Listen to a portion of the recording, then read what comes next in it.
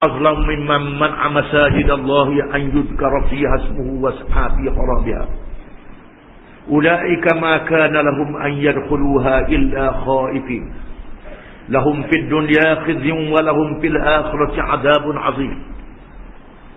Dan siapakah yang lebih zalim daripada orang-orang yang menyekat dan menghalangi dari menggunakan masjid-masjid Allah untuk sembahyang dan menyebut nama Allah di dalamnya, dan ia berusaha pula untuk meruntuhkan masjid-masjid itu. Orang-orang yang demikian tidak sepatutnya masuk dalam masjid-masjid itu, melainkan dengan rasa penuh hormat dan takut kepada Allah. Bukan secara yang mereka lakukan itu, mereka dengan perbuatan yang demikian akan beroleh kehinaan di dunia dan di akhirat kelak.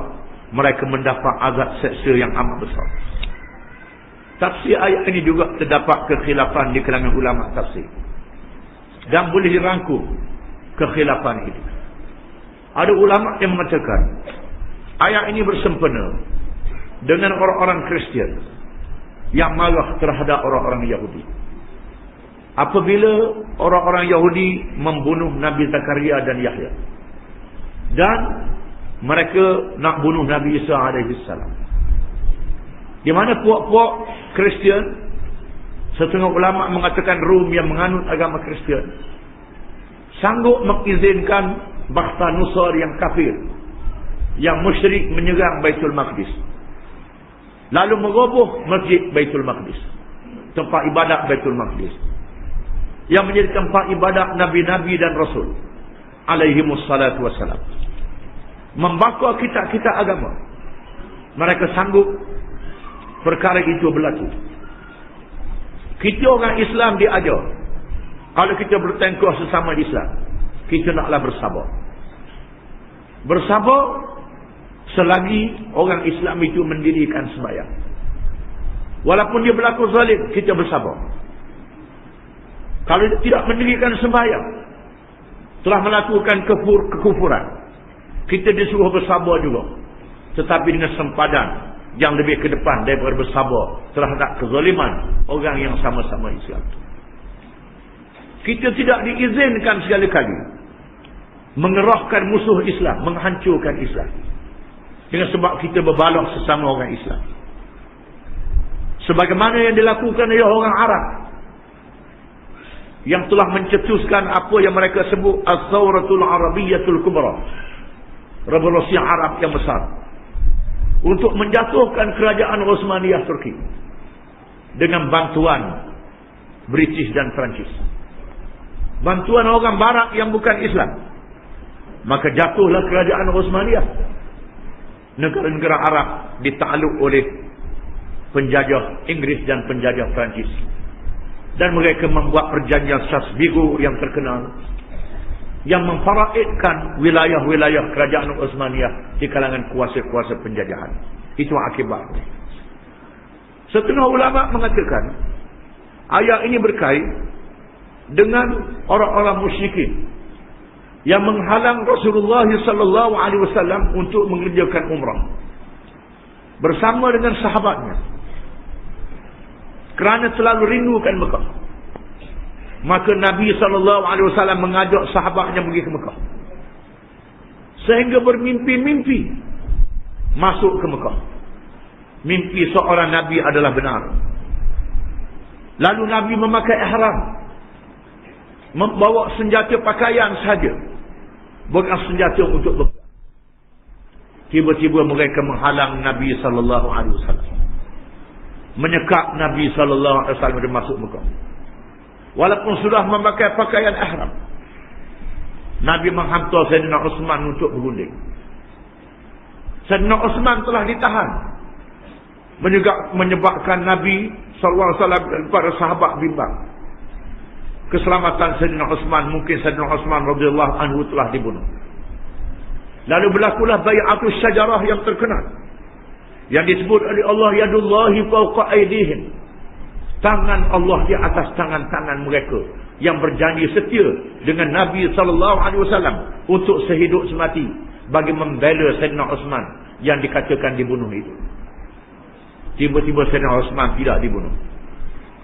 Orang-orang musyrikin datang menghantar wakil mereka Suhail bin Amr untuk berunding dengan Nabi SAW. Maka dimeterailah perjanjian Hudaybiyah yang terkenal. Perjanjian itu ditulis dengan Bismika Allahumma, dengan nama Allah wahai Tuhanku. Inilah perjanjian yang dimeteraikan di antara Muhammad Rasulullah dengan pemimpin-pemimpin Mekah. Lalu Suhail bin Amr berkata, buang perkataan Rasulullah. Kalau ada Rasulullah, sudah tentu kami tak berpegang dengan kamu. Kami masuk Islam. Tulis Muhammad bin Abdullah. Sayyidina Ali yang menulis perjanjian itu berat untuk menulis perkataan yang lain. Rasulullah suruh padang Muhammad Rasulullah, tulis Muhammad bin Abdullah. Sayyidina Ali tak berpadang, memberatkan tangannya. Rasulullah tanya dekat mana perkataan Rasulullah. Sayyidina Ali tunjuk. Rasulullah robah, buang dengan tangan yang mulia itu. Dia tulis Muhammad bin Abdullah. Tak apalah, itu dalam hati kita. Dia nak sangat biar. Kemudian dalam perjanjian itu, tak membenarkan Nabi dan sahabatnya masuk ke Mekah pada tahun ini. Boleh masuk Mekah pada tahun hadapan. Pakaian ihram sudah dipakai. Bagaimana nak buang pakaian ihram? Hukum yang dikata lagi dia masuk Mekah tahun depan. Kemudian mana-mana orang Islam dari Madinah yang pergi ke Mekah tak dipulang balik. Mana-mana orang Mekah yang pergi ke Madinah dipulang balik. Perjanjian yang kelihatan berat sebelum. Nabi kata tak apa, terima. Orang Islam yang dari Madinah lari ke Mekah, dia murtad lah tu, biar dia lari. Tapi orang tak nampak benda tu. Nabi nampak. Di mana orang Islam yang Islam di Mekah, dia tak lari ke, dia tak boleh pergi ke Madinah. Dalam perjanjian itu dia tak boleh seksi orang Islam. Tak boleh bunuh orang Islam. Ini perjanjian perdamaian. Biar orang Islam duduk di Mekah. Jangan pergi ke mana, berdakwah. Ada di kalangan sahabat yang masuk Islam di Mekah, tak pergi ke Madinah, pergi ke lain. Atau berlaku dalam peristiwa Hudaybiyah. Apa yang menarik ialah Nabi dihalang masuk Mekah. Tak dibenar masuk Mekah pada tahun itu. Lalu Nabi suruh bertahallul. Kerana Allah Ta'ala memerintah bertahallul. Fa'in uhsirtum famastaysara minal hajj wa atimmul hajja wal umrata lillah. Fa'in uhsirtum famastaysara minal hajj. Ayat dalam surah Baqarah. Ayat lepas hari ini kita akan baca.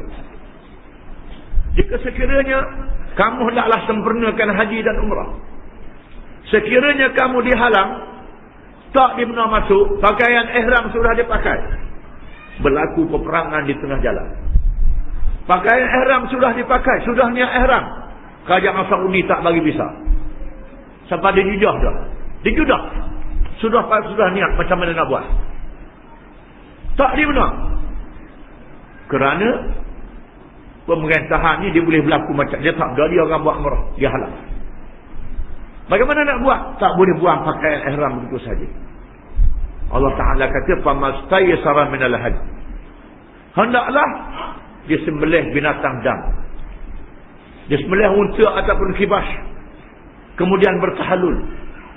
Kepada yang tak mampu, hendaklah berpuasa 3 hari di situ, dan berpuasa pula 7 hari bila balik ke negeri. Yang tak mampu menyembelih dam, hendaklah bertahallul, gunting rambut ataupun cukur kepala. Nabi suruh cukur kepala, gunting rambut dia tak tahu dah. Masing-masing buat tak tahu. Kerana nak Allah perjanjian ni apa ni, berat sebelum. Saya nak mata, tidakkah Rasulullah ni Rasulullah? Rasulullah kata ya. Tidakkah mereka tu musyrik, kafir? Rasulullah kata ya. Kata Rasulullah, dah apa kita ikut dia? Rasulullah kata gini yang kita nak. Kata Rasulullah. Saya nak kata apa? Balik. Akhirnya Ummu Salamah radhiyallahu anha ummul mukminin menasihatkan Rasulullah supaya bertahallul. Jangan peduli orang lain. Rasulullah bertahallul, semua mereka bertahallul, membuang pakaian ihram setelah cukur kepala dan menyembelih binatang ternakan. Ada ulama yang menolak pendapat ini. Kerana dalam ayat ini mengatakan wasa'a fi kharabiha. Dan orang yang menghalang menyebut nama Allah tu merobohkan masjid. Apa yang berlaku yang tentera Bakhtan Nusar yang meroboh Baitul Maqdis. Orang-orang miskin Mekah tidak merobohkan Kaabah. Mereka juga membinakan Kaabah. Mereka juga memuliakan Kaabah. Mereka juga mengaku mereka adalah betul. Sebab mana ayat yang disebut tadi. Mereka juga tawaf mengelilingi Kaabah. Cuma lepas tawaf pergi ke sembah berhala. Itu yang berlakunya. Mereka tak roboh Kaabah. Ibnu Katsir mengatakan, walaupun mereka tak meroboh Kaabah, mereka merobohkan ibadat. Mereka merobohkan agama. Merobohkan Islam. Tak membenar Nabi SAW berucap di Mekah. Maka termasuklah juga mereka yang menghalang orang mengajar agama di masjid, yang menghalang berkhutbah Jumaat. Kalau khutbah betul mengikut rukun-rukun dan syarat-syaratnya. Khutbah hendak dikawal, hendak disekat. Khutbah jangan kata ke dia. Khutbah jangan kata ke dia. Khutbah tidak boleh menasihat kepada pihak yang atas. Khutbah hanyalah menasihat untuk pihak yang bawah saja.